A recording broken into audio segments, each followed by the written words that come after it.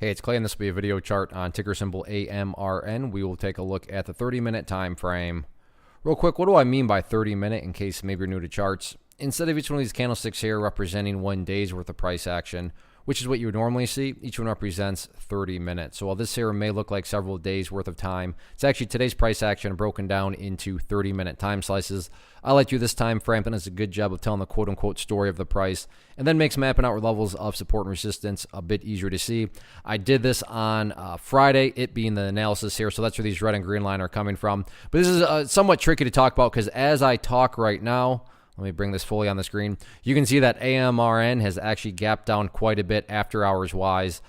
So, you know, there's definitely kind of this in the sense of where it closed today is not really anywhere close to where the price currently is at. But then the other tricky part is you still have the rest of after hours, and then you have pre-market tomorrow on Tuesday. So where this ultimately opens up, your guess is as good as mine, but I'm going to assume that it opens up right around the $18.50 area, give or take. It could be lower. It could maybe, you know, come all the way back and you know, open up above 19. But I'm just going to do right around $18.50. So in that event, nothing really has changed. Now, on the flip side, if the price is opening up below 18, well, then what is that doing? That would imply that this level of support has not only been broken, but the price is, you know, also pushed quite a bit of ways below it. Again, I'm not saying that's going to be the case, but, you know, given where it's trading right now, that is a very real possibility. So keep an eye on that. But, you know, if it does stay, you know, open up right around the 1850 mark, that would still put the price right around this area of the chart, which does still, like I said, keep it up above that area of support. Now, in the event,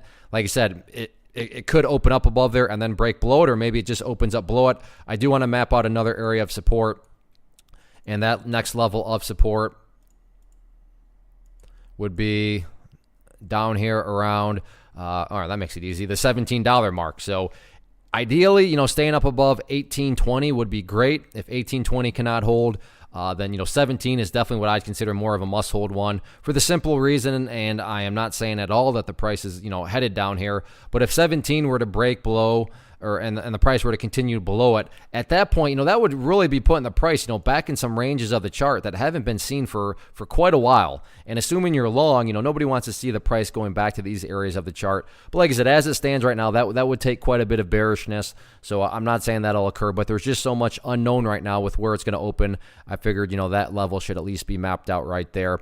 If it somehow totally recovers and, you know, opens back up near to where it closed today, up around 19, then keep an eye on, you know, the level of resistance at 1975. But as it stands right now, it's looking like, if anything, you know, just getting up above, you know, 1850 and closing above there is going to be, you know, the first priority. So we'll see how this one plays out tomorrow.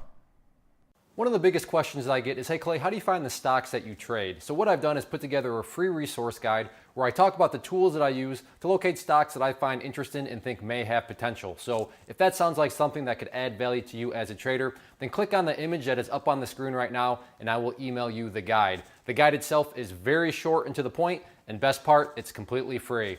Thanks for watching the video. Let me know if you have any questions.